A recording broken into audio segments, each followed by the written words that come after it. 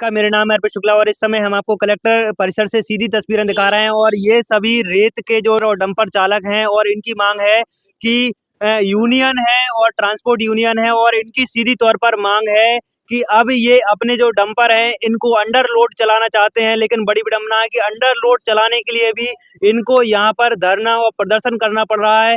और इनसे ही जानेंगे क्यों इतनी बड़ी समस्या आ रही है कि अंडर लोड गाड़ी चलाने के लिए भी इनको इतनी परेशानी उठानी पड़ रही है। हम सब डंपर वाले मिलकर आए हुए हैं जहाँ जो कि ओवरलोड का जो परिवहन चल रहा है उसके खिलाफ हमने मुहिम चालू की। हमने आज 4 या 5 दिन से हड़ताल पर है, जिसमें कि दतिया, भिंड, ग्वालियर चारों जिलों की खदानों के लिए, तीनों जिलों की जो बंद करवाने के लिए आए हुए हैं। हमें अंडरलोड माल दिया जाए और सभी गाड़ियों की बॉडी कटवा कर हम परिवहन करना चाहते हैं, जिससे निश्चित रूप से हम प्रशासन से और ठेकेदार से लड़ाई लड़ रहे हैं। क्या वजह है कि जो कि ओवरलोड वो आपको भर रहे हैं लेकिन आप अपनी गाड़ी में अंडर लोड ही चलाना चाहते हैं, क्या वजह यही है कि ठेकेदार को ओवरलोड देने में फायदा है और हमें अंडरलोड लाने में हमें फायदा है। अंडर लोड चलेगी तो गाड़ी का मेंटेनेंस और क्या आम जो जनता है उसको भी राहत मिलेगी कि बिल्कुल बिल्कुल सबको रेट में ही फायदा मिलेगा। और जैसे कि रोडें खराब हो रही हैं, कल को एक एक्सीडेंट हुआ था, डंपर पलटा था जिसमें एक बुजुर्ग व्यक्ति की मौत हुई है। अगर वो गाड़ी अंडरलोड होती तो ये दुर्घटना ना होती और रोड भी नहीं धंसती। हम गाड़ियों वालों का मेंटेनेंस भी बचेगा, टूट फूट भी बचेगी, टायर भी नहीं डलाना पड़ेंगे और जो एक्सीडेंट और दुर्घटना जो हो रही है उस चीज से हम लोगों को राहत मिलेगी और आम जनता को भी रेट कम रेट में बिल्कुल आम जनता को रेट कम रेट में मिलेगी, हम लोगों का मुनाफा भी बढ़ेगा। क्या बात हुई अभी आपकी एसडीएम साहब ने हमें आश्वासन दिया है, इस चीज पे आगे चर्चा करेंगे। मैडम से जो भी आश्वासन दिया है उसमें आगे क्या कार्रवाई करते हैं देखते हैं। अभी तो हड़ताल है, कब तक चलेगी हड़ताल? जब तक हमारी मांग पूरी नहीं तब तक हड़ताल होगी और ट्रैक्टर ओवरलोड दोबारा से फिर चालू होगा। जैसे हम पहले भी ट्रैक्टर के लिए आए थे तो कलेक्टर मैडम के आदेश के बाद में ट्रैक्टर दोबारा से चालू हो गए, कोई कार्रवाई नहीं की जा रही उन पे।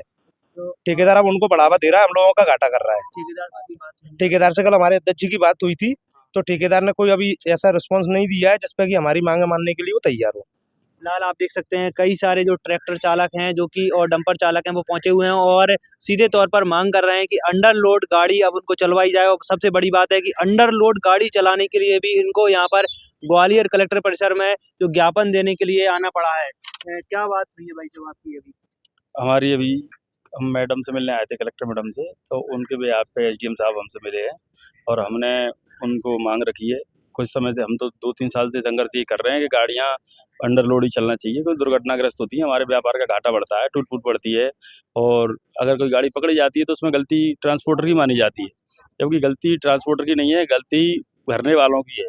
और जो भरने वाले हैं वो शासन के ही आदमी है, शासन से ठेका उनको प्राप्त है, तो शासन के अंडर में, मायने के अंडर में, खनिज विभाग के अंडर काम कर रहे हैं।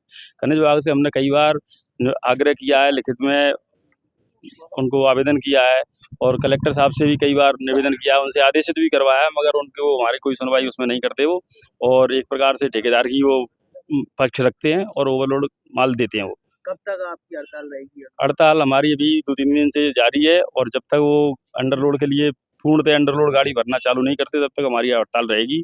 और प्रयास हमारा आगे ये रहेगा कि ये हड़ताल को हम प्रदेश तक ले जाएं और भी आसपास के जिले हैं उनसे सबसे संपर्क कर रहे हैं कि ये रेत ठेकेदार कंपनी उसकी मनमानी हम बंद कराएं, क्योंकि इसकी वजह से कई लोगों की जान जा रही है, दुर्घटनाएं हो रही हैं। तो हमारा व्यापार जरूरी है, मगर व्यापार में हम माल इतना नहीं भरेंगे कि गाड़ी नहीं रुक पाए, एक्सीडेंट हो, दुर्घटना करो, किसी की जान जोखिम में आए और गाड़ी पकड़ी जाती है तो सारा दोष गाड़ी वाले का माना जाता है, जबकि दोषी कौन है? भरने वाला है। वो रेत की जितना रेत दे रहा है पैसे पूरे ले रहा है हमसे और माल हमको माल पूरा दे रहा है, मगर रॉयल्टी उसकी कम दे रहा है, नुकसान हमारा हो रहा है। तो हम उसमें चोर क्यों बने?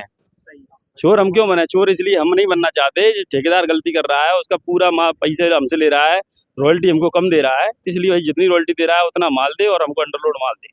हमको क्या, ग्वालियर में जितनी भी सारे आसपास खदानें हैं और जितना भी माल वो दे, किसी को भी दे, सबको अंडरलोड ही दे। ट्रैक्टर जो किसानी में पास हैं, कमर्शियल पास नहीं है, उनको पूर्णतः प्रतिबंधित मैडम ने कर रखा है, फिर भी ट्रैक्टर को भर रहे हैं, उनसे पैसे कमा रहे हैं और जबकि ट्रैक्टर पूर्ण प्रतिबंध होना चाहिए। हमने कलेक्टर मैडम के लिए इसी बात अभी आए थे कि हमारी तरफ से अपनी तरफ से, प्रशासन की तरफ से ठेकेदार को एक लिखित में लेटर जारी करना चाहिए कि आप किसी भी ट्रैक्टर को आप ओवरलोड गाड़ी नहीं भरेंगे और किसी भी डंपर को, ट्रक को ओवरलोड माल नहीं भरेंगे, क्षमता से अधिक माल नहीं भरेंगे, तो ये ओवरलोड की समस्या खत्म हो जाएगी। इससे आप देख रहे हो शहर में रोडें वैसे भी स्थिति ज़्यादा सही नहीं है, कहीं भी कल परसों के दिन अभी देखा आपने, एक वृद्ध था, उसके ऊपर ट्रक पलट गया, उसकी जान चली गई। तो ये क्या सही बात है क्या? अगर अंडरलोड रहेंगे तो रोड अभी सही ठीक ठाक रहेंगी, दुर्घटनाएं भी बचेंगी और जो ट्रांसपोर्टर अल्टीमेटली सारा नुकसान उसी पे आता है। अब जो गाड़ी पकड़ी है उसकी 2-4 महीने गाड़ी थाने में खड़ी रहेगी, परेशान होगा, वही बेईमान माना जाएगा। इस सब से परेशान हम त्रस्त होकर के हमने अपनी सारी गाड़ियां खड़ी कर दी हैं। अगर प्रशासन हमारी मांग नहीं मानता तो सारी गाड़ियां फिर हम एक जगह खड़ी कर देंगे और उनसे धरने के लिए जगह मांगेंगे और धरने पे बैठ जाएंगे।